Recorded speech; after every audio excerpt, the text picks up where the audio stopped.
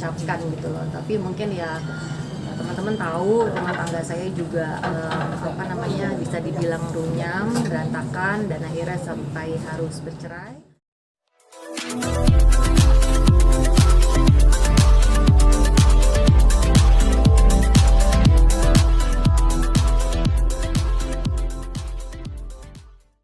Mbak Dena, boleh diceritain Mbak pengalamannya Mbak seperti apa Mbak? Basi. Tadi suruh nanya.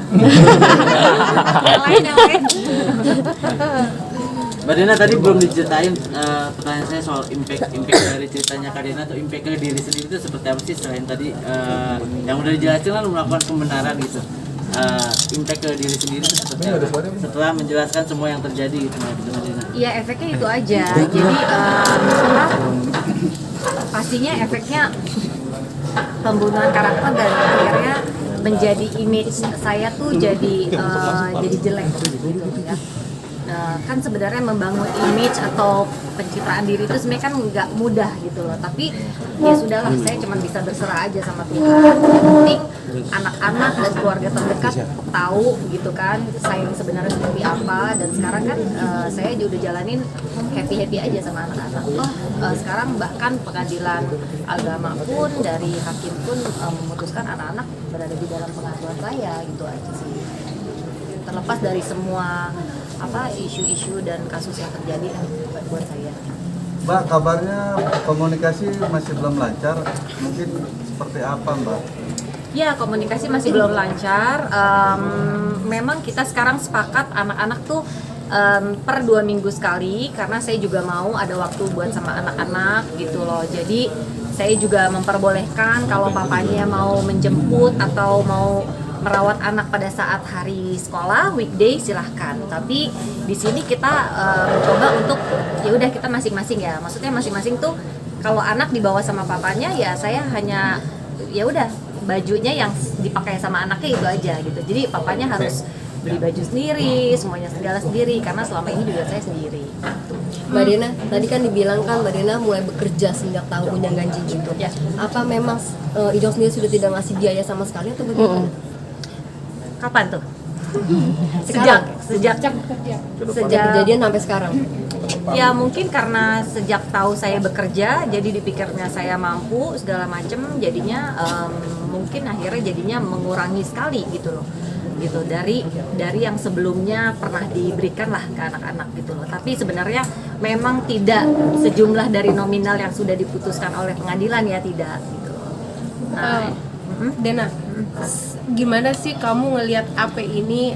Kamu ngedukungnya, kamu mau mendukung atau mau ikutan juga nimbrung di dalamnya, berbagi pengalaman atau gimana dengan apa namanya nih, anti pelakor ini? Nah itu dia sebenarnya, aku tertarik banget gitu loh kalau ada komunitas seperti ini pada saat tahun lalu ya Mbak gitu loh, mungkin aku akan join karena aku juga pada saat itu bingung mau sharing kemana, ya pasti kita sharing ke ibu dan juga sahabat. Nah kalau ini kan mungkin akhirnya lebih bagus gitu loh, jadi kita bisa komunikasi secara misalnya ada terapi dari psikolog atau segala macem gitu, jadi terarah lah gitu loh.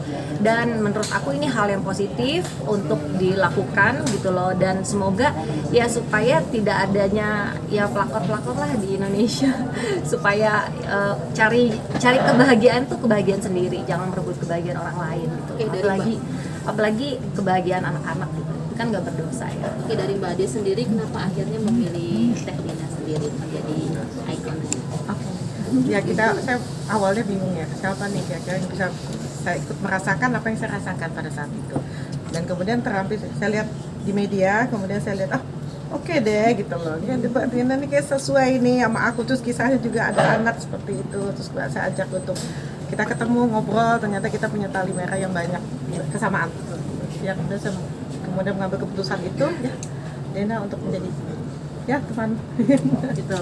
Teh sempat nggak sih ada perasaan ragu dan yang ada perasaan bimbang gitu kan ketika dipilih sama Mbak Ade, karena kan kita tahu dirimu paling picky banget kalau untuk urusan rumah tangga dan keluarga gitu. Pastinya, apalagi karena di topik ini kan ada kata-kata pelakor ya, karena kan hal itu sangat kayaknya nggak enak untuk diucapkan gitu loh. Tapi mungkin ya teman-teman tahu rumah tangga saya juga apa namanya bisa dibilang runyam, berantakan, dan akhirnya sampai harus bercerai.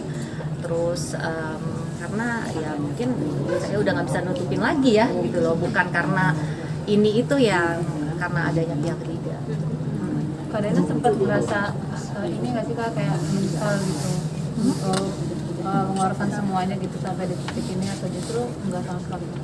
Gini ya, saya dan pihak keluarga saya itu saya di sini berdiri sendiri, gitu. Tidak ada dalam pihak keluarga saya tuh yang ikut membantu bersuara ya di media. Tapi kita berusaha untuk dari pihak sana untuk menyerang saya, dan menyerangnya tuh bukan hanya satu orang ya, mungkin teman-teman tahu kan, beberapa orang nih gitu. Jadi dan disitulah menurut saya tuh saya harus counter back nih. Gitu. Kalau enggak, orang, media, dan juga publik akan beropini kalau oh ya berarti Dena tuh benar begini kalau saya nggak ngomong, kalau saya tidak mengeluarkan bukti juga gitu loh. Jadi sebenarnya bukti-bukti yang saya keluarkan itu hanya sebagiannya Mbak gitu loh, karena itu bukti yang saya berikan ke pengadilan.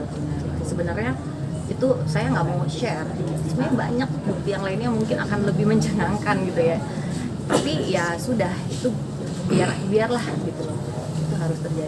Untuk kedepannya Mbak Ade sama Mbak Dena kira-kira ada nggak sih rencana atau kedepannya apa sih yang akan dilakukan Gongnya apa, bersama? Mbak Ade? Iya, Gongnya goalsnya apa apa sih, sih Mbak Ade, dari AP ya? AP ini? Saya sih mengingatkan ada kolaborasi. Ya. Kedepannya, karena kita sama-sama korban di sini dan kita sama-sama ingin memberikan yang terbaik dari hasil apa yang kita hasil nanti, memberikan yang terbaik kepada masyarakat pada umumnya.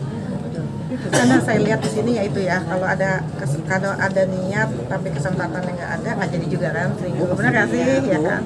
Dan kalau ada kesempatan tapi niatnya nggak ada juga nggak bisa. Jadi saling ini aja, memberikan input diskusi bersama gimana nih baiknya AP dan kolaborasi kita sama-sama. Dan semoga dari sini bisa lebih aware juga ya ke teman-teman yang lainnya gitu. Mbak Ade, Mbak Ade, perlu, kalau gue tanya, Ade, perlu nggak sih pelapor itu di blow up namanya agar menimbulkan Identitasnya, Dirinya maksudnya cara Tadi saya sempat ngobrol ya Mbak Dena tentang itu loh, yang apa tuh kalau bikin belakang dia dari blow up aja enggak. Kalau kita gitu juga. Oh iya. Ya, kita baru cerita ya, karena kalau di Korea, kalau ada berita perselingkuhan seperti ini, itu tuh langsung diambil beritanya semuanya. Atau karena itu akan takut jadi si artisnya itu tidak dipakai lah, gitu kan ya. Iya. Tapi kalau di sini malah sebaliknya ya. Nah itu sebenarnya fenomena yang sungguh luar biasa, bingung ya Mbak. Iya, makanya untuk kedepannya gimana gitu, malah lebih baiknya. Malah semakin ngetop malah dapat malah judulnya yang berkaitan dengan hal yang dialami gitu lah, kayak gitu. Jangan lupa ya di subscribe dan nyalakan lonceng notifikasinya.